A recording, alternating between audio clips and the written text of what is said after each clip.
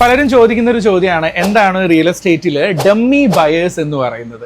ഒരു വലിയൊരു മൾട്ടിനാഷണൽ കമ്പനിക്കൊക്കെ വേണ്ടിയിട്ട് നമ്മൾ വലിയൊരു എക്സ്റ്റൻഷൻ ലാൻഡ് കളക്ട് ചെയ്യുന്ന പ്രോസസ്സിലാണ് നോർമലി റിയൽ എസ്റ്റേറ്റ് മാർക്കറ്റിംഗ് ചെയ്യുന്ന വ്യക്തികളും സ്ഥാപനങ്ങളും ഒക്കെ തന്നെ ഇത്തരം ഡമ്മി ബയേഴ്സിനെ ഉപയോഗിക്കുന്നത് എന്നുള്ളതാണ്.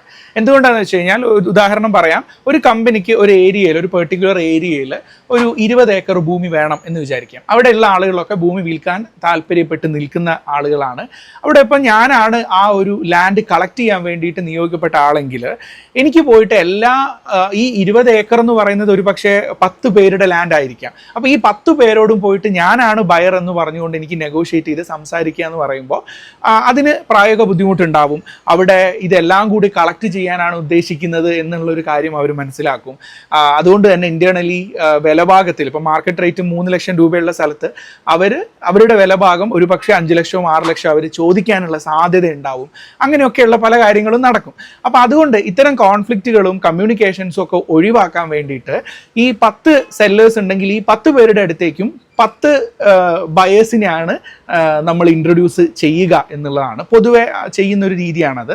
അപ്പോൾ ഇവരൊക്കെ ഡമ്മി ബയേഴ്സ് ആയിരിക്കും. കാരണം അവർ പോവും, അതായത് ഏതെങ്കിലും ഒരു വ്യക്തിയെ നമ്മൾ നിയോഗിക്കും ആൻഡ് അദ്ദേഹം ഒരു ബയറായിട്ട് പോവും.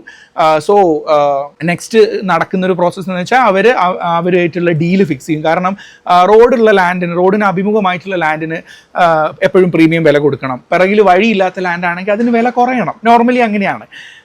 അപ്പോൾ ആ രീതിയിൽ ഓരോ ലാൻഡിനും ഓരോ വില ഫിക്സ് ചെയ്തുകൊണ്ട് ഇത്തരം ഡമ്മി ബയേഴ്സിൻ്റെ പേരിലേക്ക് എഗ്രിമെൻ്റ് ചെയ്ത് അവരുടെ പേരിലേക്കോ അവർ നിർദ്ദേശിക്കുന്ന വ്യക്തിയുടെയോ കമ്പനിയുടെയോ പേരിലേക്ക് രജിസ്റ്റർ ചെയ്ത് കൊടുത്തുകൊള്ളാം എന്നുള്ള രീതിയിൽ എഗ്രിമെൻ്റ് ചെയ്തുകൊണ്ടാണ് എന്ത് ചെയ്യുന്നത്, ആ ഒരു 10 സെല്ലേഴ്സുമായിട്ടുള്ള എഗ്രിമെൻറ്റ് ഫിക്സ് ചെയ്യുന്നത് എന്നുള്ളതാണ്. പിന്നീട് രജിസ്ട്രേഷൻ സമയത്ത് ഈ 10 പേരും രജിസ്റ്റർ ചെയ്ത് കൊടുക്കുന്നത് ഒരു കമ്പനി പേരിലേക്കോ അല്ലെങ്കിൽ ഒരു സിംഗിൾ വ്യക്തിയുടെ പേരിലേക്കോ ആയിരിക്കും എന്നുള്ളതാണ്.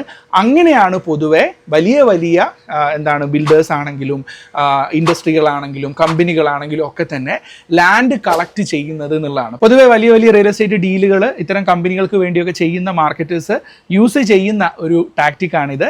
So dummy buyer ഓർത്തുകൊള്ളുക.